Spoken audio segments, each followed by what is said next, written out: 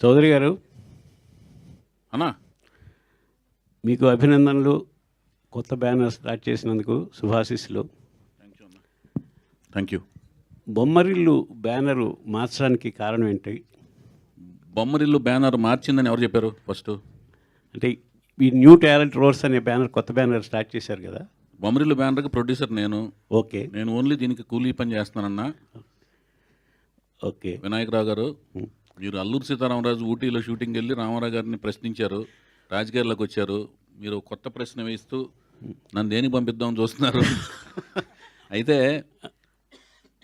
ఏంటంటే అన్న, ఆ బొమ్మరిల్లు బ్యానర్కి నేను ప్రొడ్యూసర్ని, దర్శకుడిని కూడా. ఆవిడ సమర్పిస్తారు. ఈ బ్యానర్ ఏంటంటే ఆవిడి full time producer with the support, backing support of her friends, America friends ఆవిడకి సపోర్ట్ చేస్తుండగా ఆవిడ వాళ్ళ త్రూ ఆవిడ ప్రొడ్యూస్ చేస్తుంటాను. సో దానికి ఓన్లీ నేను మాత్రమే ప్రొడ్యూసర్, నేను డైరెక్షన్ మాత్రమే చేస్తుంటాను. ఓకే. తర్వాత ఉద్దేశం ఏంటంటే ఏమీ లేదు. అది ఉద్దేశం ఏంటంటే మధ్యలో 3, 2, 1 ఏమీ లేదు. ఏం లేదు. ఓకే, మీరు ఎన్టీఆర్ అభిమానం సంగతి అందరికీ తెలిసింది. పర్టికులర్గా పాతాళ భైరవిలో ఆ గెటప్ స్టిల్లు దీనిలో వాడుకోవటానికి ప్రత్యేక రీజన్ ఏమైనా ఉందండి? అది దాంట్లో ఏం లేదు. ఇలాంటి ఆలోచన వచ్చినప్పుడు తనకి న్యూ టాలెంట్ రోర్స్ అని సినిమా ద్వారా కొత్త ప్రతిభ గర్జిస్తుంది ఇక్కడ అన్నప్పుడు, ఆయన ఎర్లీ డేస్లో ఒక ఈ సినిమా తర్వాత నుంచి ఆయన స్టార్గా పరిణామం చెందారు. ఈ సినిమా టైంకి ఆయన కొత్త ప్రతిభలాగానే ఉన్నారన్నమాట. కొత్త ప్రతిభకు ఒక ఇన్స్పిరేషన్ లాగా ఉండాలన్న ఒక ఉద్దేశంతోనూ పెట్టాం అది. అప్పటికి ఇంకా దీని తర్వాత సూపర్ స్టార్ అయ్యారు ఆయన ఈ సినిమాతో స్టార్. ఓకే. వైఎస్ గారు సార్, ఇక్కడ అన్నా, నేను వెంకట్ ఎన్టీవీ సార్. కంగ్రాచులేషన్స్. మరో పేరు, మీ పేరు చాలా ప్రాముఖ్యం చెందిందన్న. టోపీ మార్చినా కూడా మర్చిపోతారు మళ్ళీ. ఓకే సార్, చెప్పండి అన్న. సార్, మీరు మొత్తం నందమూరి హీరోస్తో చేస్తున్నారు. అంటే హరికృష్ణ గారు, తర్వాత బాలకృష్ణ గారు, ఆ తర్వాత ఇప్పుడు జానకిరామ్ గారికి అబ్బాయి మధ్యలో ఇప్పుడు ఒక నిమిషం అండి. ఫస్ట్ మీరు అడిగిన దాంట్లోనే మోస్ట్ నేను ఎవరు ఫ్యాన్ అండి? Rapid fire. నేను ఎవరు ఫ్యాన్ని? ఎన్టీఆర్ గారి ఫ్యాన్. నాకు ఎవరు ఇచ్చారు బ్రేక్? ఎన్టీఆర్ గారు. అక్కినేని గారు. అక్కినేని గారు ఆపోజిట్ కాంపౌండ్ కదా. అదే ఒక నిమిషం వినండి. ముందు ఫస్ట్ మీరు అడిగిన దానికి నేను చెప్తున్నాను. అడిగిన దాన్ని ఒబ్బే చేయకూడదుగా నేను ముందు. ఓకే సార్, చెప్పండి. కాంట్రడిక్షన్ అక్కడ ఉన్నప్పుడు దాన్ని క్లారిటీ ఇచ్చి నెక్స్ట్ ఆన్సర్కి వెళ్ళాలి. సో నేను రామారావు గారి వీరాభిమాన్ని. ఇందాక నేను చెప్పిన దాంట్లో కూడా ఉంది అది.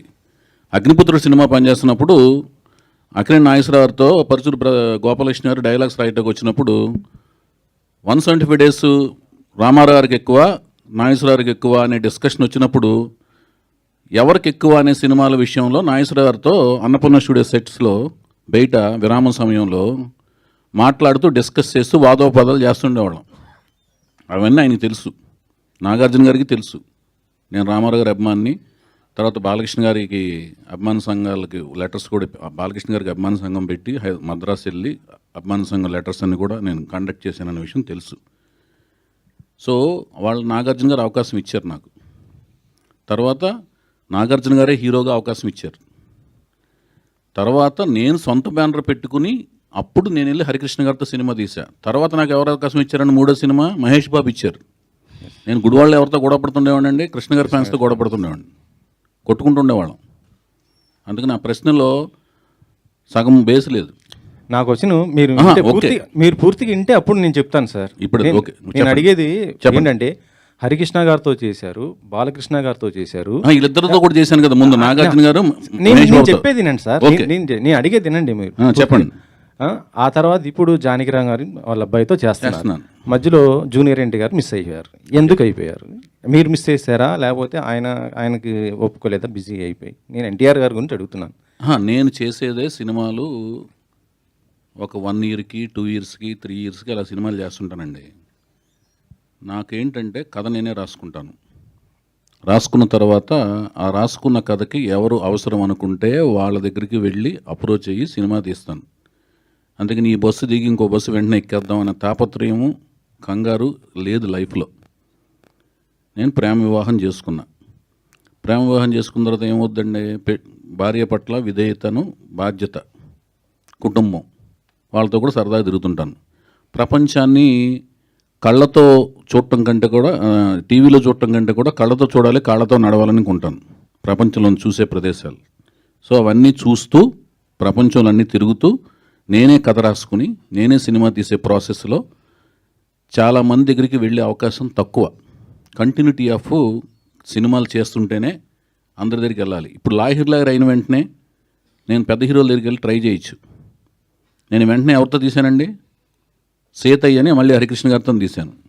సో నేనేంటంటే నాకు ఆలోచన నా బ్రెయిన్లో లేదు, పెద్ద హీరోల దగ్గరికి వెళ్ళాలి లేకపోతే స్టార్డమ్ ఉన్న హీరోల దగ్గరికి వెళ్ళాలి అని ఉండదు. నాకు ఎవరు కరెక్ట్గా నా కథకు రాసుకున్నప్పుడు నాకు కన్వీనియంట్గా ఎవరు అనిపిస్తే వాళ్ళ దగ్గరికి వెళ్ళిపోతాను.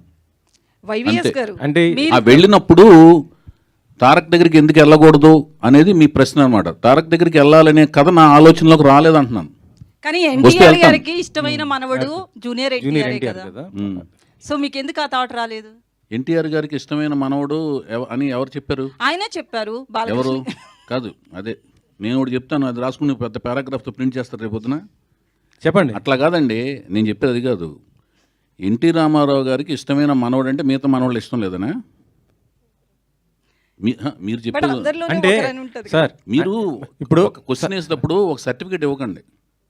సార్ మీరు సర్టిఫికేట్ ఇస్తున్నారండి. చాలా సార్లు జూనియర్ ఎన్టీఆర్ కావచ్చు, వాళ్ళ ఆహా, ఫాదర్ కావచ్చు, వీళ్ళంతా ఆయన కూడా చెప్పలేదు. చెప్పలేదు. ఎన్టీ రామారావు గారు జూనియర్ పబ్లిక్ గా ప్రెస్ మీట్ లో చెప్పలేదు కానీ ఒక family members దగ్గర చెప్పారు కదా. నిమిషం అండి. తారక్ గారు కూడా చెప్పలా. ఏది, రామారావు గారికే నేను ఇష్టమైన మనవాడిని, నేను ఒక్కడనే ఇష్టమైన మనవాడిని. ఎన్టీ రామారావు, మీరు అడిగిన క్వశ్చన్ ఏంటంటే ఎన్టీ రామారావు గారికే ఆయన ఇష్టమైన మనవాడు అన్నారు. అది మీరు స్ట్రెస్ చేశారు. ఆయన ఒక్కడే ఇష్టమైన మనవాడు కాదు, ఎన్టీ రామారావు గారికి అందరూ సమానమే. అలాగే ఎన్టీ రామారావు గారిని అభిమానించే వాళ్ళందరికీ, అభిమానులు, వంశ వీరాభిమానులందరికీ రామారావు గారి కుటుంబంలోని అందరూ సమానమే.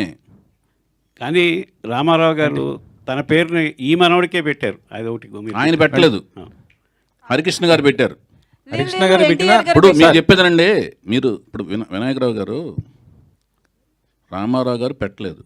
హరికృష్ణ గారు జానకిరామ్, కళ్యాణ్ రామ్, తారక రామ్ అని ఆయన పెట్టారు పేర్లు. కానీ ఎన్టీఆర్ గారు రామారావు గారు యాక్సెప్ట్ పెట్టలేదు. చేశారు కదా సార్. యాక్సెప్ట్ చేశారు. ఇప్పుడు ఇంకొకటి అడుగుతున్నాను, మీకు న్యూ టాలెంట్ రోర్ సెట్ అనే ఒక సంస్థ స్థాపించి ఒక ప్రొడక్షన్ చేయబోతున్నా. దానికి సంబంధించిన ప్రశ్నలు కావాలా, రామారావు గారి ఫ్యామిలీకి సంబంధించిన దీనికి సంబంధించి ఒక్క నేను నిమిషం అడిగింది అండి. ఏంటంటే ఒక్క నిమిషం మీరు అండి. హీరోలు అందరిని ఇంట్రొడ్యూస్ ఆహా, చేసినప్పుడు ఒక్క నిమిషం ఒకరిని అండి. మిస్ ఎందుకు చేశారు నేను అడిగాను సార్. ఒక్క నిమిషమేనండి. నేను ఎందుకు చేయలేకపోయినా చెప్పాను. రామారావు గారి ఫ్యామిలీకి సంబంధించిన వాళ్ళ ఇంట్లోని సంబంధించిన కుటుంబానికి సంబంధించిన విషయాలు, దాంట్లో ఉన్న ఇండివిజువల్ డీటెయిల్స్ అవన్నీ మీకు కావాలంటేనేమో అది వేరే రకమైన డిస్కషన్ పెట్టుకుని దానికి సంబంధించిన వ్యక్తులు సమాధానాలు చెప్తారండి. నేను ఇండివిజువల్ అడగలేదు, మీరు ఎందుకు మిస్ చేశారు నేను అడిగాను. ఎందుకంటే నాకు అదే ఇద్దరు సమస్య. మొత్తం నందమూరి హీరోస్ ఎక్కువ చేసింది మీరే. ఇప్పుడు చెప్తున్నాను. అప్పుడు ఇంతవరకు రాలేదు, అది ఇంతవరకు అలాంటిది ఆలోచన రాలేదు. వచ్చినప్పుడు ఆయన దగ్గరికి వెళ్తాను, తీస్తాను, అది ఓకేనా? ఇప్పటి వరకైతే రాలేదు. ఇప్పుడు నాకు ఈ సినిమా అలాంటి అవకాశం ఇచ్చి సక్సెస్ ఇచ్చి ఆ తర్వాత అలాంటి కథ వస్తే డెఫినెట్గా తీస్తాను. ఓకేనండి? ఓకే అండి.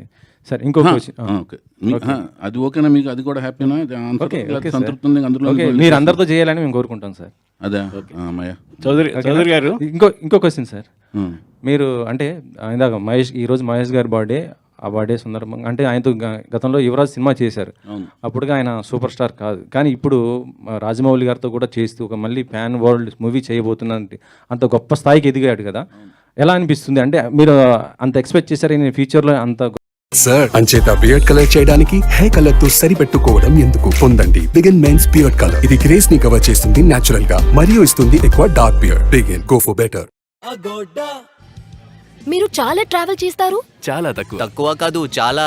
ఏ నీ స్టైల్లో తనకు చెప్పు. అరే అరే వదిలే. చెప్పు. In London winter with a hot cup of tea near the marvelous Big Ben. It's stupendo Italiano pizza at Leaning Tower of Pisa. మళ్ళీ రాజస్థాన్ తిరిగి వచ్చాను. దాల్ బాటి చూర్మా, బికానర్ నుంచి సూర్మా. అఫోర్డ్ ఎలా చేస్తావు?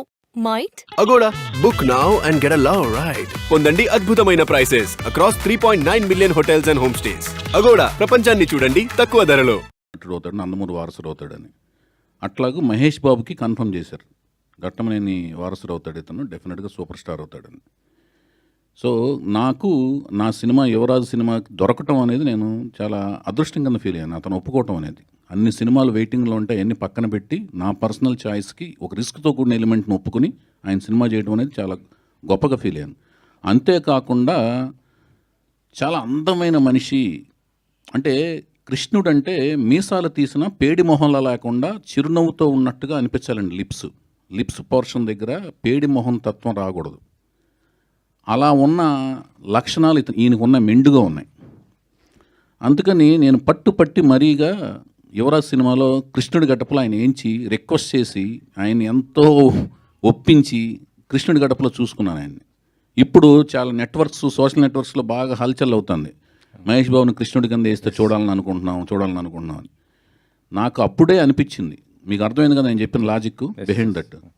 ఆ పెదాలు ఎలా ఉండాలంటే నవ్వినా కూడా మీసాలు లేకపోయినా కూడా మృదుత్వం ఉండాలి. కృష్ణుడికి చిరునవ్వులో మృదుత్వం ఉంటేనే ఆ కృష్ణుడికి అదేంటి కోమలత్వం ఉంటుంది. ఆ కోమలత్వం ఆయనలో ఉంటుంది. అందుకనే నేను ఆ లిరిక్స్ కూడా యువరాజ్ సినిమాలో చందమామలాగా చల్లనివాడే, చిన్ని కృష్ణయ్యలాగా అల్లరివాడే అని లిరిక్స్ రాయించుకున్నా వేటూరు గారితో. అది వైవిఎస్ గారు చెప్పండి sir. Good to see you. Question ఏంటంటే కీరవాణి గారితో అంటే ఇప్పుడు మ్యూజిక్ సిట్టింగ్ చేయించారా సార్? అంటే ఎలా వస్తుంది ఏంటి అది మ్యూజిక్ కంపోజింగ్ స్టార్ట్ అయిన వెంటనే కంపోజింగ్ స్టార్ట్ అయినాయి అని చెప్పి ఒక అద్భుతమైన వీడియో షాట్ సోషల్ నెట్వర్క్స్లో పెడతామండి. ఆయనతో డిస్కషన్స్ అయితే ఒక ప్రిలిమినరీ సిట్టింగ్స్ లాంటివి మామూలుగా మాట్లాడుకునే డిస్కషన్ సిట్టింగ్స్ లాంటివి జరిగినాయి. మిగతా range of sittings, next level of sittings జరిగిన వెంటనే అన్నీ నేను పెడతాను, వీడియో షార్ట్స్ అవి పెడతాను. ఎందుకంటే మీ సినిమాకి మ్యూజిక్ చాలా హైలైట్ ఉంటుంది, చాలా ఇంప్రెస్గా ఉంటుంది. మీ ఫస్ట్ సినిమా ఏదైనా డెఫినెట్గా అయితే ఆయన మనసు పెట్టి మనసావజ కర్మన పనిచేస్తారండి. నేను అంతే మనసావజ కర్మన ఆయనతో పని చేయించుకుంటాకి విపరీతంగా శ్రమిస్తాను, కష్టపడతాం. ఓకే సార్, నెక్స్ట్ లెవెల్లో ఉంటుంది, ఆ లెవెల్లో ఉంటుంది, అవన్నీ అసలు నేను ఎప్పుడు మాట్లాడను. సార్ సాయిమాధవ్ గారు, ఈ సినిమాలో అంటే డైలాగ్స్ ఎలా ఉండబోతున్నాయి? ఎందుకంటే RRR లాంటి ఒక మూవీకి మొత్తం మీరు చేసిన ఏ డైలాగ్ అయినా పవర్ఫుల్ డైలాగ్లు ఉండబోతుంది. ఇప్పుడు ఒక మంచి డైరెక్టర్తో చేస్తున్నారు కదా, డైలాగ్స్ ఏ విధంగా ఉండబోతున్నాయి ఏంటి అసలు? ఖచ్చితంగా బాగుంటాయండి. ఎందుకంటే కథలో అవకాశం ఉంది, మంచి డైలాగ్స్ రాసే అవకాశం ఆ కథలో ఉంది. కథ వినగానే నాకు అనిపించిన ఫస్ట్ ఫీలింగ్ ఏంటంటే కథ బాగుంది, ఈ సినిమాకి నేను బాగా రాయొచ్చు, నేను కూడా కనిపించవచ్చు అనేటువంటి ఆలోచన ఆ కథ నాకు ఇచ్చింది. ఖచ్చితంగా డైలాగ్స్ బాగుంటాయి. త్వరలో రిలీజ్ కాబోతున్న గేమ్ చేంజర్ కూడా మీరు మంచి రాశారు కదా, అవును. ఆ డైలాగ్స్ ఎలా ఉండబోతున్నాయి? ఖచ్చితంగా బాగుంటాయి సార్, అద్భుతమైన డైలాగ్స్ ఉంటాయి ఆ సినిమాలో. వైవిఎస్ గారు, సో హలో అన్న చెప్పండి. సో క్వశ్చన్ ఏంటంటే మొన్న ఒక లాస్ట్ ప్రెస్ మీట్లో అదే మీరు ఇంట్రడ్యూస్ చేసిన హీరో మీద ఒక కామెంట్ చేశారు. ఎవరండి? రామ్ గారి మీద. దేవదాస్ మూవీకి కామెంట్ నేను చేయలేదు, తమ్మునైల్ కామెంట్ చేసింది, ఏం కాదు. సో తమ్మునైల్స్ అనేవి మా జనబాహుల్యంలోకి వచ్చేసినాయి. అవి కూడా ప్రాణాలు ఉంటున్నాయి. అవి ప్రాణం పోసుకుని, పురుడు పోసుకుని, ప్రాణం సంతరింపజేసుకుని అవి సో వికృత రూపాలే తిరుగుతున్నాయి మనుషుల మధ్యన, గోస్ట్ లాగా. సరే సార్, అలా నెగిటివ్ గా బాగా స్ప్రెడ్ అయింది. లేదు, క్వశ్చన్ ఏంటంటే అది మీరు ఇంట్రడ్యూస్ చేసిన హీరో ఇప్పుడు పాన్ ఇండియా ఫిలింలో యాక్ట్ చేస్తున్నారు అండ్ రిలీజ్కి రెడీగా ఉంది. అసలు రాము, నేను పరిచయం చేసిన వెంకట్, ఆదిత్య ఓం, రామ్, సాయి ధరమ్ తేజ్, మీరు అడిగి చాలా మంచి పని చేశారు. సాయి ధరమ్ తేజ్, హరికృష్ణ గారు, వాళ్ళు నా హృదయంలో టాటూ లాగా ఉంటారు. సో ఆయనది డబల్ ఇష్మార్ట్ అని ఒకటి రిలీజ్కి రెడీగా బ్లాక్ బస్టర్ అవ్వాలని మనస్ఫూర్తి కోరుకుంటాను. అండ్ నా రూమ్మేట్ రవితేజ నా హృదయంలో ఉంటాడు. ఆయనది కూడా సినిమా రిలీజ్ రెడీ. అదే, ఇది నిజంగానే చెప్తున్నాను. చౌదరి ఇప్పుడు 100 రూపాయలు ఇద్దరు సినిమాలు హిట్ అవ్వాలి. ఎందుకంటే రవితేజ ఎంత కష్టపడి పైకి వచ్చాడు నాకు తెలుసు. అతను పడిన కష్టం వెనకాల, ప్రతి కష్టం వెనకాల నేను కూడా ఉన్నాను. ఏది ప్రత్యక్ష సాక్షి, పరోక్ష సాక్షిగా ఉన్నాను. ఇద్దరు రూమ్మేట్స్, రవితేజ నేను 8 years. ఓకేనండి. ఓకే. అండ్ మీరు చాలా సినిమాలు రిలీజ్ అది తమ్మునైల్ సరిగ్గా తప్పు పెట్టారు, రాముకి తెలుస్తుంది. అది తమ్మునైల్కి ప్రాణాలు పోసి ఆయన క్వశ్చన్లు సంధించకండి భయ్యా. సరే సార్, మీ సినిమాల్లో లాహిర్లో నుంచి చాలా మంచి మంచి సినిమాలు ఉన్నాయి, family oriented films. Okay. So ఇప్పుడు రీ రిలీజ్లు హవా నడుస్తుంది. Okay. సో మీ సినిమాల్లో రీ రిలీజ్ చేయాలంటే ఏ సినిమా రీ రిలీజ్ చేస్తారు, అండ్ సీక్వెల్ తీయాలంటే ఏ సినిమాకి సీక్వెల్ చేస్తారు? సీక్వెల్స్ తీయాలి అనుకున్న క్యారెక్టర్ అనుకున్న ముగింపులతో నేనే సినిమా తీయలేదు ఇప్పుడు దాకా, అందుకని సీక్వెల్స్ తీయను. రీ రిలీజ్ చేయాలంటే ఏ సినిమా రీ రిలీజ్ చేస్తారు? అది డిమాండ్ని బట్టి రీ రిలీజ్ చేస్తాను. డిమాండ్ వస్తే రీ రిలీజ్ చేస్తాను. డిమాండ్ రావడం అంటే ఏంటంటే ఎవరిని వచ్చి బాబు మేము ఇంత డబ్బులు ఇస్తాం మీరు ఇస్తారా అంటే రీ రిలీజ్ చేస్తాను. మీ సినిమాలు రిలీజ్ అవ్వడానికి ఎందుకు ఇంత టైం పడుతుంది, ఇంత లేట్ ఎందుకు అవుతుంది? నేను ప్రేమ వివాహం చేసుకున్నాను. నా పేరు మీకు కనిపించేది వైవిఎస్ చౌదరి, కథా స్క్రీన్ ప్లే నిర్మాత దర్శకత్వం. ఓకే, తర్వాత నాకు కనిపించేది వినిపించేది వైవిఎస్ చౌదరి, ఎన్టీఆర్ వీరాభిమాని. ఈ రెండింటికి మధ్యన నా పేరు కుటుంబరావు. అర్థమైందా? కుటుంబంతో పాటు సరదాగా ప్రయాణిస్తుంటాను. సార్ ఫ్యామిలీ గురించి మాట్లాడుతున్నారు కాబట్టి ఒక క్వశ్చన్. ఆమె ప్రొడ్యూసరు న్యూ టాలెంట్ రోర్స్కి ఒక్క మాట ఆమెతో మాట్లాడించారా? ఇంట్లో కూడా ఇంతేనా మీరు? ఇంట్లో కెమెరా పెట్టి చూడండి ఒకసారి, లేకపోతే మీకు మారువేషం వేసుకుని ఒకరోజు ఒక ఇంట్లో ఎలా రావాలి మీరు? పనమ్మాయి అంటే బాగుండదు కాబట్టి చెప్పేదనండి, ఏదన్నా వస్తువులు అమ్మటాకో చీరలో ఏదో అమ్మటానికి రండి, తెలుస్తుంది అట్లా కాదండి. అసలు స్వరూపం. ఇందాక స్టేజ్ మీద కూడా మీరు మాట్లాడారు, సాయి మాధవ్ గారితో మాట్లాడించారు, ప్రొడ్యూసర్తో ఒక్క మాట మాట్లాడించారా? ఆవిడ మైక్ టైసన్ కాదండి, మీరు డబ్బులు పెడుతున్నారా చెప్పేదండి. ఆవిడ ఇండైరెక్ట్గా? మైక్ టైసన్ కాదు, నేను మైక్ టైసన్ని. లోపల మాత్రం ఆవిడ టైసన్ మించిన బలవంతురాలు. వైవిఎస్ చౌదరి గారు హాయ్. అన్న, చెప్పండి. ఇక్కడ వైవిఎస్ గారు చెప్పండి. కంటిన్యూ చేసి ఆపేస్తా ఇంకా చెప్పండి. క్వశ్చన్. యాక్చువల్లీ మీరు సీనియర్స్ ని తీసుకున్నారు, లిరికిస్ట్ గా కావచ్చు వీళ్ళంతా, కీరవాణి గారు, సాయి మాధవ్ గారు. బట్ ఆర్టిస్టుల విషయానికి వస్తే కొత్త వాళ్ళని తీసుకుంటున్నారు. ఏంటి డిఫరెంట్ ట్రాక్స్? కాదండి, వీళ్ళు ఒక సాహిత్యము సంపద అంతా ఉంటుంది కదండి. సాహిత్యము తర్వాత సంగీతము, ఇదంతా ఏంటంటేనండి అది విషయ పరిజ్ఞానం. ఆ విషయ పరిజ్ఞానం అనేది వాళ్ళతో పోటీతత్వం. మనకంటే తెలివితేటలు ఎక్కువ ఉన్న వాళ్ళతో సంభాషించి సంగీతపరంగా కానీ సాహిత్యపరంగా కానీ వాళ్ళతో పోటీపడి వాళ్ళ దగ్గర నుంచి విషయాన్ని డ్రా చేసుకోవాలండి. ఓకేనండి. ఇక్కడ నటీనటుల తత్వానికి వచ్చేదానికి ఏమవుద్దంటే కొత్త టాలెంట్ని నాకు 13 ఏళ్ళ ఎక్స్పీరియన్స్ ఉందండి సినిమా ఫీల్డ్కి వచ్చిన తర్వాత. అసిస్టెంట్ డైరెక్టర్గా, అసోసియేట్గా విపరీతమైన నేను ఈ రంగాల్లో అన్నిటిలోనూ ఇట్లో నైపుణ్యం ఉంది, అవగాహన ఉంది, నటన పరంగా అన్నిటి మీద పట్టు ఉంది. కానీ వీటి మీద నేను రాసేది కథ రాయగలను కానీ డైలాగులు రాసే దాని మీద నాకు పట్టు లేదు. సంగీతపరంగా అవగాహన ఉంది కానీ సంగీతం చేసే అంత పట్టు లేదు. సాహిత్యపరంగా లిరిక్స్ పరంగా అవగాహన ఉంది కానీ చేయించుకోగలిగిన అవగాహన ఉంది కానీ రాయించుకోగలిగిన అవగాహన ఉంది కానీ దాని మీద పట్టు లేదు. నటన పరంగా మాత్రం నేను చేయించగలను, వాళ్ళు చేయకపోతే చేసి చూపించగలను, అందుకని వాళ్ళని తీసుకుంటున్నాను. సార్ చౌదరి గారు, సార్ హీరోయిన్ కోసం బయట ఎక్కడో తిరిగారు, ఇంట్లోనే అందమైన పాప ఉంటే ఎందుకు హీరోయిన్గా ట్రై చేయలేదు? ఇంట్లో అందమైన పాప ఎవరండి? మీ అమ్మాయి ఎలమంచిలో ఎక్కుతా. ఆ పాప వస్తే ఫస్ట్ టైం హీరోయిన్ ఆవిడే అనుకున్నాం మేమంతా. మీరు అనుకున్నారు అలాగూ? వెంకట్ గారు నిజం సార్ అది.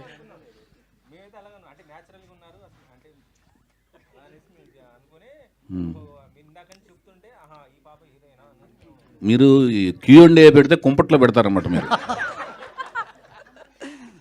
హాయిగా జరుగుతున్న కుటుంబరావు ఇంట్లో కుంపట్లు పెట్టే మీ వెంకట్ గారు, మీ పేరేంటి భయ్యా? వైవిఎస్ గారు నాయసరారు, వైవిఎస్ పున్నమి నాగు లాంటి వాళ్ళు మీరు. కాదు, హీరోయిన్ అయితే కుంపటి పెట్టినట్లా కాదండి, వాళ్ళ ఆలోచన వేరే ఉన్నప్పుడు ఇంకొక ఇన్సెక్ట్ని లోనకి దూర్చినట్టు అనమాట. అది వెళ్ళి తోలుస్తుంటుంది, అది కొత్త రకమైన కుంపటి. గీత గారు క్వశ్చన్ అండి. గీత గారు, ఈ సినిమాకి మీరు ప్రొడ్యూసర్ అండి, చౌదరి గారికి అవకాశం ఇచ్చారా, ఆయన తీసుకున్నారా? నాకు తెలుసు కదండి ఎంత కష్టపడతారు అసలు. ఆయన విపరీతంగా కష్టపడతారు కాబట్టి ఆయనకి మించి ఇంకెవరు ఆప్షన్లు లేరు ప్రస్తుతానికి. అంతే ఎంత ఇస్తే అంత, ఎంత పడేస్తే అంత తీసుకుంటాను భయ్య. ఆవిడకి మాట్లాడుతుంది రాదని చెప్పాను కదా, చివరికి పడేసి తీసుకుంటాం కదా. అది వైవిఎస్ చౌదరి గారు ఎక్కడండి? అన్నా మీరు ఇప్పుడు విద్యారావు అని కొత్త అమ్మాయిని వీణారావు అమ్మాయిని పరిచయం చేస్తున్నారు. వీణారావు అయితే మీరు పీక్స్లో ఉన్నప్పుడు తెలుగు అమ్మాయిని పరిచయం చేయాలని చెప్పి ఎందుకు ట్రై చేయలేదు? అప్పుడు బాలీవుడ్ హీరోయిన్ల వైపు ఎందుకు వెళ్ళారు?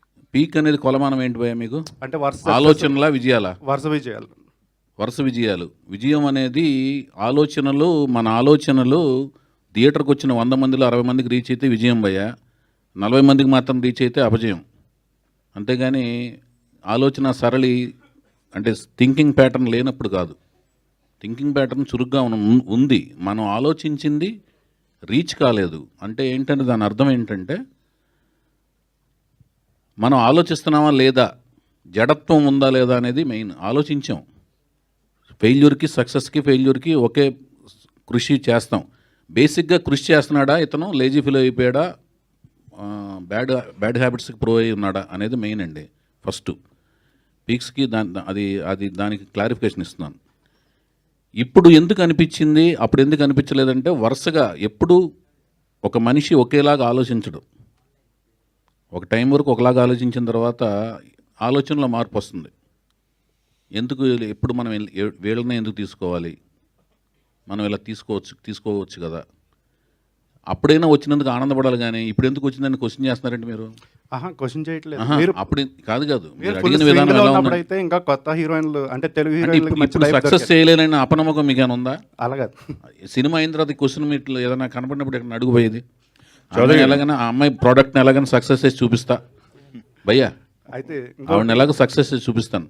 ఓకే. అయితే మీ గురించి ఎప్పుడు ఒకటి ఉండేది ఏంటంటే అదొక విమర్శ అనుకోవచ్చు, లేకపోతే వేరే అభిప్రాయం అనుకోవచ్చు. నానుడి ఒకే కేటగిరీకి ఒకే వర్గానికి చెందిన హీరోలతో ఎక్కువగా సినిమాలు చేస్తారని చెప్పి. అది ఎందుకుందో మరి అర్థం కావట్లేదు. నేను ఇప్పుడు నాగార్జున గారితో చేశాను, తర్వాత మహేష్ బాబుతో చేశాను. ఆయన వేరే అంటే మీరు చెప్పేది సామాజిక వర్గమా? అవునండి. మరి నేను మరి సాయిధరం తేజ్తో తీశాను కదా సినిమా. అదే ఒకళ్ళిద్దరు మించి సాయిధరం తేజ్, ఒకళ్ళిద్దరు అంటే ఇంకేం వర్గాలు ఉన్నాయి? ఏదైనా వర్గాలు తీసారంటే తీస్తాను. ఒక విమర్శ ఉంది కదా. కాదు, ఆదిత్యవం ఏం వర్గం? సామాజిక వర్గం. ఆదిత్యవం ఒక హీరో కదా అందులో, కాదా? అతను కాదా హీరో? సుమన్ గారు ఏ సామాజిక వర్గం? అందులో సుమన్ కూడా హీరోనేగా. వినీత్ గారు ఏ సామాజిక వర్గం? హరికృష్ణ గారు హీరోనా అందులో? లాయర్లో 4 హీరోలు, అందులో 3 హీరోలు వేరే సామాజిక వర్గాలు కదా. ఏంది భయాలు? ఒక్క నిమిషం, నేను ప్రేమ వివాహం చేసుకున్నా కదా, ఈవిడే సామాజిక వర్గం, ఆవిడే సామాజిక వర్గం భయ్యా అనుకో ఆవిడ్ని. ఏంది తమ్ముడు చౌదరి గారు? ఎక్కువ మంది అభిప్రాయం అదండి. అభిప్రాయాన్ని క్లారిఫై చేశారు, మంచి పని చేశారు, మీకు దండం. మీ అభిప్రాయాన్ని క్వశ్చన్ రూపంలో అడిగి మంచి క్లారిఫికేషన్ ఇచ్చారు, ధన్యవాదాలు. చౌదరి గారు ఇక్కడ అన్నా, మీరు తీస్తున్న సినిమా ఏ జోనర్కి సంబంధించింది? మామూలు రెగ్యులర్ సినిమానా, లేకపోతే జోనర్లో జానపదం ఇవన్నీ ఏమన్నా? తెలుగు సాహిత్యం సంప్రదాయం, హైందవ సాంప్రదాయాలు, కట్టుబాట్లు ఇవన్నీ కూడా ఉంటాయండి, రిఫ్లెక్ట్ అవుతుంటాయి. విలువలు ఇవన్నీ ఉంటాయి. ఓకే. ఉంటూ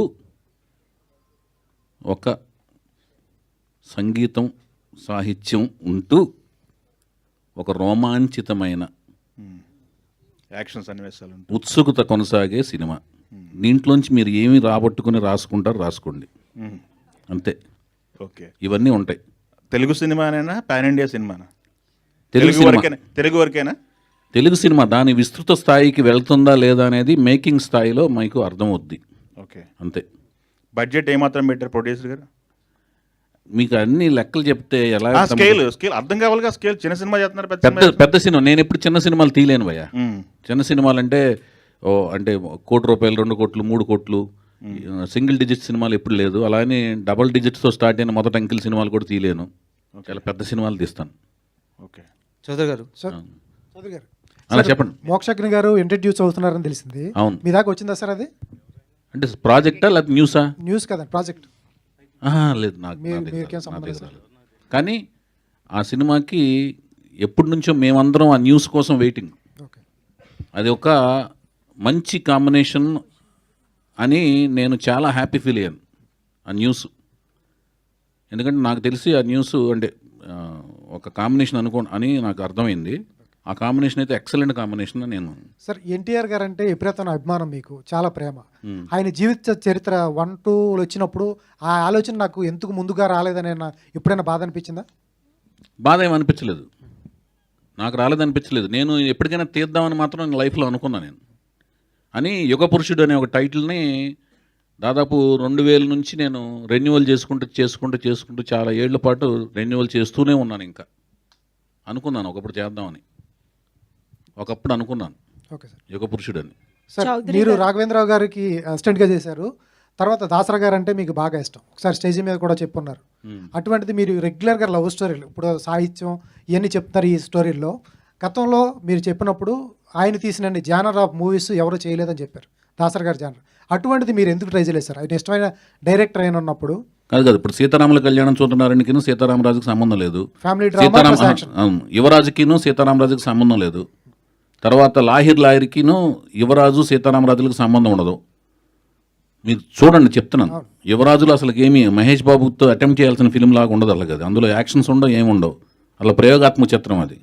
ఆయనే ఒక కెరీర్ స్టార్టింగ్ స్టేజ్లో ఆయనకు ఒక పిల్లోడు లాంటి సినిమా దాన్ని థియేటర్లో కూర్చోబెట్టి జనాలని ఒప్పించడం అనేది చాలా కష్టమైన సినిమా అది. తర్వాత లాహిర్ 4 జంటల ప్రేమ కథలు అవి వాళ్ళకి అదొక రకమైన, మళ్ళీ దాంట్లో పగా ప్రతీకార మార్కులు కూడా ఉంటాయి. దాని తర్వాత వచ్చిన సినిమా సీతయ్య అసలు పోలీస్ ఆఫీసర్ సబ్జెక్ట్ కదా, అది వెరైటీ కదా అసలు కదా, అది ఫ్యాక్షన్. దేవదాస్ వేరు, లవ్ ఫ్యాక్షన్ ఇక్కడే ఉండిపోయారు. ఫ్యామిలీ డ్రామా ఉందిగా సీతారామరాజు, అన్నదమ్ములు విడిపోవడం, ఇంకేం కావాలి మీకు, సోషల్ అవేర్నెస్ అని ఒక్క మగాడు చేశాను. దాని తర్వాత రే అనేది వెస్ట్రన్ స్టైల్ ఆఫ్ ఫిల్మ్ చేశాను, ఏదో ఒకటి పాప్ వరల్డ్కి వెళ్ళాను. సార్ ఇంత చాలా క్రాఫ్ట్ మీద ఇంకే టైప్ సబ్జెక్ట్ చేయాలి మీకు చెప్పండి సార్? అట్లానే కదా మీరు చెప్పారు, ఆయన తీసిన జానర్ ఆఫ్ మూవీస్ ఎవరు చేయలేదు, అటువంటి ట్రై చేస్తే బాగుంటుంది. ఒకసారి స్టేజ్ మీద ఎవరు ట్రై చేస్తారని చెప్పట్లేదు, ఆయన యొక్క ఒక వ్యక్తి గురించి పొగిడేటప్పుడు ఆయన ఎన్ని రకాల పార్సల్ తీశారు అనేది చెప్పటం అనేది. ఇప్పుడు మీ గురించి చెప్పాల్సి వస్తే మీరు ఇలాగ స్నఫ్ కలర్ షర్టు ప్యాంట్ వేసుకొస్తారు ఎప్పుడు, ఆయన టేస్ట్ ఇది అని చెప్తాం. ఆయనలాగా నేను ప్రయత్నించలేదు, అలాంటి ప్యాంట్ షర్ట్ వేసుకొస్తానని దాని అర్థం కాదు. అదే ఆయన యొక్క గొప్పతనం చెప్తాం, నా ఉద్దేశం అది. నా ఉద్దేశం ఏంటంటే ఇష్టమైన దర్శకుడు అన్నారు కాబట్టి అమరాజీనామా కానీ సూర్యగడ్ లాంటి అటెంప్ట్. అదేనండి, అదే చెప్పేదండి. అది కాలం ప్రకారం మాకొచ్చిన ఐడియాలతో వెళ్ళగలం. ఏ ఇద్దరు వ్యక్తుల యొక్క మనస్తత్వాలు ఒకే రాగా ఆలోచించవు. ఎందుకంటే మనం పుట్టి పెరిగిన కుటుంబ పరిస్థితులు, మనం చదివిన పుస్తకాలు, మనం కలిసిన స్నేహితులు, మనం ఎదిగిన కాలమాన పరిస్థితులు ఇంకొక వ్యక్తి కాలమాన పరిస్థితులు ఒకటేలాగా ఉండవు. ఒకే కుటుంబంలో పుట్టిన ఇద్దరు వ్యక్తుల మనస్తత్వాలు ఒకే రకంగా ఉండవండి. అందుకని ఒకేలాగా ఆలోచించలేము, కార్బన్ కాపీలు మెయింటైన్ అవ్వవు. అందుకని ఆదర్శం వేరును, ఎనాలిసిస్, ఒక వ్యక్తిని అనాలిసిస్ చేయడం వేరును, అతనిలాగా అనుకరించాలనుకుంటే అవ్వలేమంటున్నాను. నేనైతే డిఫరెంట్ జానర్స్ ట్రై చేశాను, కుదిరినంత వరకు చేశాను. చౌదరి గారు హలో అండి, చౌదరి గారు హాయ్ అండి. ఇక్కడ చౌదరి గారు, అయితే ఇప్పుడు నందమూరి ఫ్యామిలీ నుంచి తారక రామారావుని ఇంట్రడ్యూస్ చేస్తున్నారు కాబట్టి వర్క్ షాప్స్ ఏమైనా చేశారా? అబ్బాయి యాక్టింగ్ స్కిల్స్ అనేది మీరు ఎలాగో చూసుంటారు, వర్క్ షాప్స్ అనేది స్టార్ట్ చేస్తే ఎలా ఉన్నాయి తన స్కిల్స్? తను నేనేనండి, అన్నీ తానే అన్నట్టుగా నేను ఆయనకి ఎక్కడో కొంత నేర్చుకున్నాడు. ఆయన నటన పరంగా కొంత ప్రాక్టీస్ చేశాడు. డ్యాన్స్ ఆయనకి పర్సనల్గా చిన్నప్పుడు ఏదో కొంత నేర్చుకున్నాడు. తర్వాత స్వయంగా తన డ్యాన్స్ బాగా స్వయంగా నేర్చుకున్నాడు, అన్ని అబ్జర్వ్ చేసి బాగా గ్రాహక శక్తి ఎక్కువ ఉంది ఆయనకి. చాలా బ్రహ్మాండంగా చేస్తాడు డ్యాన్స్, ఎక్సలెంట్ డాన్సరు చౌదరి గారు. ఆ డ్యాన్స్తో పాటు నేను ఈ 15 నెలల పాటు 15 నెలలు దాదాపు లాస్ట్ ఇయర్ March 27న సూత్రప్రాయంగా ఓకే అయితే April 27న నేను అతన్ని చూడటం జరిగింది. అప్పటి నుంచి 15 నెలల పాటు కోచింగ్ ఇచ్చాను. ఎక్సలెంట్గా తను డాన్స్ చేయగలడు, యాక్టింగ్, అన్ని రకాల ఎమోషన్స్ని పండించగలడు. అది మీరు లాస్ట్ ప్రెస్ మీట్లో చెప్పారు, ఐస్ చాలా బాగా డిస్క్రైబ్ చేశారు తనవి, అంటే యాక్టింగ్ లో కూడా అవి ఉండబోతున్నాయి అనేది మీరు కళ్ళతో అభినయించగలడు అతను. సాయి మాధవ్ గారు సో బేసికల్లీ ఎన్టీఆర్ ఫ్యామిలీకి సంబంధించి ఏ డైలాగ్స్ రాసినా కూడా పులులు, సింహాలు, అలాగే చాలా ఉంటాయి, మీసాలు, ఇవన్నీ. సో ఈ సినిమాలో కూడా ఆ ఫ్యామిలీ నుంచే హీరో వస్తున్నారు. మరి మీ డైలాగ్స్ ఎలా ఉంటాయి? సేమ్ ఇట్లనే ఉంటాయా? ఏ సినిమా అయినా కథను బట్టి ఉంటాయమ్మా, కథను బట్టే కానీ పులులను బట్టి సింహాన్ని బట్టి ఉండవు. పులులకి సింహాలకి డైలాగ్ రాసినా కూడా వేస్ట్ అయి చెప్పలేదు. చౌదరి గారు చౌదరి గారు, this is Chandu, anchor from filmy looks. So first of all congratulations. అంటే చాలా గ్యాప్ తర్వాత మళ్ళీ వస్తున్నారు, చాలా మందికి హ్యాపీ అది. అంటే 9 years గ్యాప్ వచ్చింది సార్. ఈ 9 years గ్యాప్లో ఇండస్ట్రీ కూడా చాలా చేంజ్ అయింది, 24 క్రాఫ్ట్స్లో కూడా చాలా డెవలప్ అయింది, అండ్ ఇండస్ట్రీ కూడా ప్రపంచానికి తెలిసింది. అండ్ మీ సినిమాల నుంచి కానీ, ఈ 9 yearsలో వచ్చిన సినిమాల నుంచి కానీ, ఇండస్ట్రీలో ఈ గ్యాప్ టైంలో మీరు ఇంకెక్కువ ఏమైనా తెలుసుకోవడానికి, ఎక్కువగా ఏమైనా నేర్చుకోవడానికి ఏమైనా ప్రయత్నించారా? నిరంతరం స్టడీ చేస్తున్నాను భయ్యా, నిరంతరం స్టడీ చేస్తున్నాను. నా వెనకాల కెమెరా పెట్టుంటే మీకు అర్థమయ్యేది. నేను చదివే పుస్తకాలు కానీ, చూసే మనుషులు కానీ, చూసే సినిమాలు కానీ, నేను టెక్నికల్గా ఏమేమి సినిమాలు తీస్తున్నారు, ఎట్లా తీస్తున్నారు, ఎలాంటి ఎక్విప్మెంట్లు వచ్చినాయి, ఎలాగ పరిశ్రమిస్తున్నారు, ఎలాంటి స్క్రీన్ ప్లే చేస్తున్నారు, అన్ని ప్రతి సినిమా నేను చూస్తుంటాను. ఐమాక్స్కి మీరు వచ్చినా రాకపోయినా అన్ని సినిమాలు నేను చూస్తుంటాను.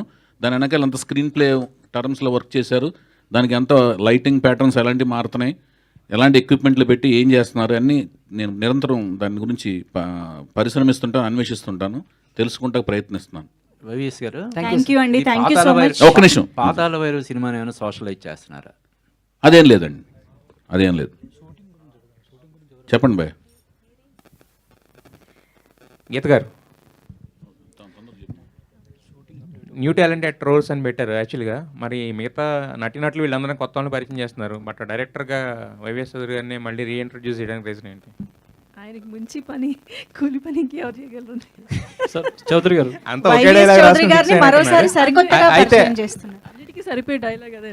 అయితే కథ ఒప్పించారా ఆయన, లేకపోతే మీరు కథ ఒప్పుకున్నారు, సాటిస్ఫైడ్ ఒప్పుకున్నారా, లేకపోతే ఆయన ఒప్పించారా బలవంతంగా? నాకు ఏ కథ వచ్చినా ఆవిడకి ముందు చెప్తానండి, అందుకని ఒప్పుకుంటుంది ఆవిడ. ఫైనల్ క్వశ్చన్ ఒకటి గీత గారికి. మీ న్యూ టాలెంటెడ్ రోల్స్ ఇప్పుడు ఎన్టీఆర్ గారి కుటుంబం నుంచి ఒకరిని పరిచయం చేస్తున్నారు కదా, మరి నెక్స్ట్ ఆయనకి ఎంతో ఇష్టమైన మహేష్ బాబు గారి అబ్బాయి కూడా మరి ఉంది కదా, ఆయన కూడా మీ బ్యానర్లో ఇంట్రడ్యూస్ అయ్యే అవకాశం ఏమైనా ఉందా? గౌతమ్ కృష్ణ అవకాశం వస్తే తప్పకుండా. సార్ చౌదరి గారు, మీరు ఇప్పటివరకు హీరో హీరోయిన్ పరిచయం చేయలేదు, అంటే సినిమా షూటింగ్ స్టార్ట్ చేశారా, స్టార్ట్ చేసిన తర్వాత వాళ్ళని పరిచయం చేస్తారా, స్టార్ట్ చేయక ముందు చేస్తారా? నెక్స్ట్ ఈవెంట్లో వాళ్ళ యొక్క ఫొటోస్, వాళ్ళ యొక్క వీడియోస్ అన్ని మీకు పరిచయం చేస్తాను. మీ అనుమతి తీసుకుని షూటింగ్కి వెళ్తాను. చౌదరి చెప్పండి, మీరు అడగండి అమ్మా. Anjali from TFPC. So first event వచ్చేసి బాలయ్య గారి బర్త్డే రోజు, సెకండ్ ఈవెంట్ వచ్చేసి మహేష్ బాబు గారి బర్త్డే రోజు, సో థర్డ్ ఈవెంట్ ఈ మూవీకి సంబంధించి ఎవరితో పెట్టమంటారు చెప్పండి. సెప్టెంబర్, అదే నా క్వశ్చన్, September 2nd ఉంటుందా, లేకపోతే నాగార్జున గారి బర్త్డే August 29th? మీరు ఎప్పుడు పెట్టమంటే అప్పుడు పెడతా. ఓకే, నెక్స్ట్ ఎవరి బర్త్డే కోసం ఎదురు చూడాలని, అంతేనా? Yeah, thank you so much for this lovely interaction. మరిన్ని వేదికల్లో ఈ సినిమా గురించి, ప్రాజెక్ట్ గురించి మరిన్ని విశేషాలు తెలుసుకుందాము. సార్ మీరేమన్నా